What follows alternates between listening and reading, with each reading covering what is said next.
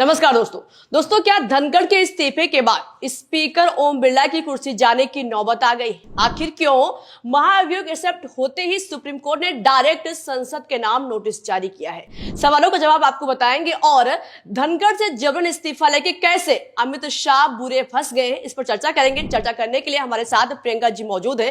प्रियंका जी, क्या धनखड़ के बाद अब स्पीकर ओम बिरला की कुर्सी जाने की नौबत आ गई है? बिल्कुल आ गई है शिवानी। आपको बता दें, इतिहास में ऐसा पहली बार हो रहा है कि सुप्रीम कोर्ट की तरफ से डायरेक्ट संसद को नोटिस जारी कर दिया गया है और नोटिस जारी करते हुए जवाब तलब किया गया है कि जब जस्टिस वर्मा कैश कांड में राज्यसभा की तरफ से अविश्वास प्रस्ताव को कैंसिल कर दिया गया था, तो आखिर किस दम से स्पीकर ओम बिरला ने पैनल को गठित कर दिया है। खेल समझिए, जब भी किसी हाईकोर्ट के जज को हटाना होता है तो इस हटाने की प्रक्रिया के लिए, महाभियोग की प्रक्रिया के लिए 50 सांसदों के सिग्नेचर की जरूरत होती है।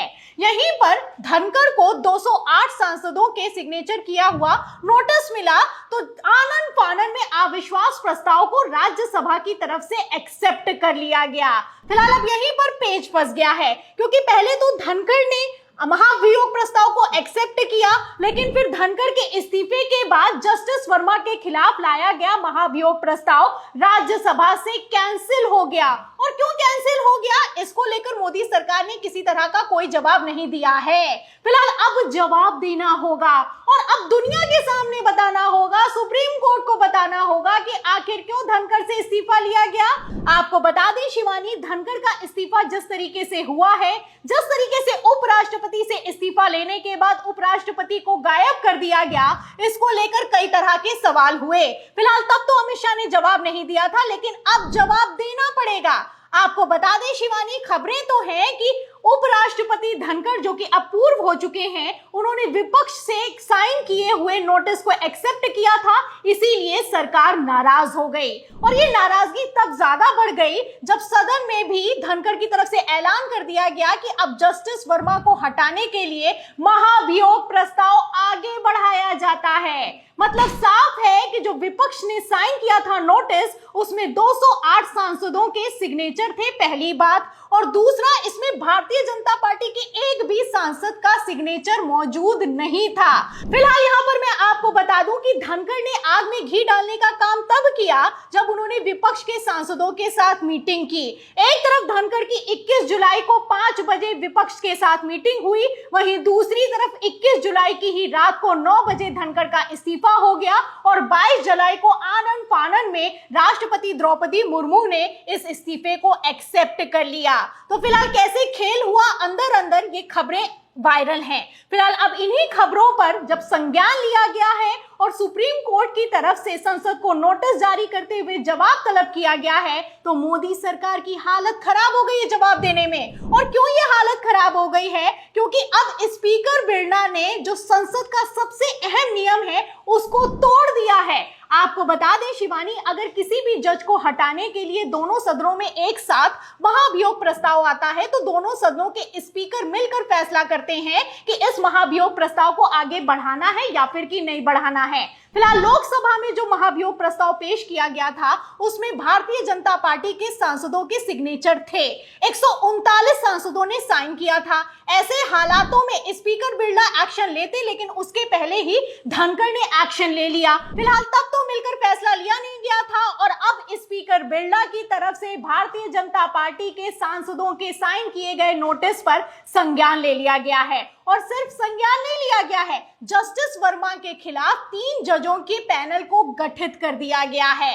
आपको बता दें कि इसी मसले को लेकर जस्टिस वर्मा सुप्रीम कोर्ट में पहुंचे हैं और सुप्रीम कोर्ट में ऐसा पहली बार हुआ है कि सुप्रीम कोर्ट से डायरेक्ट संसद के नाम नोटिस जारी कर दिया गया है।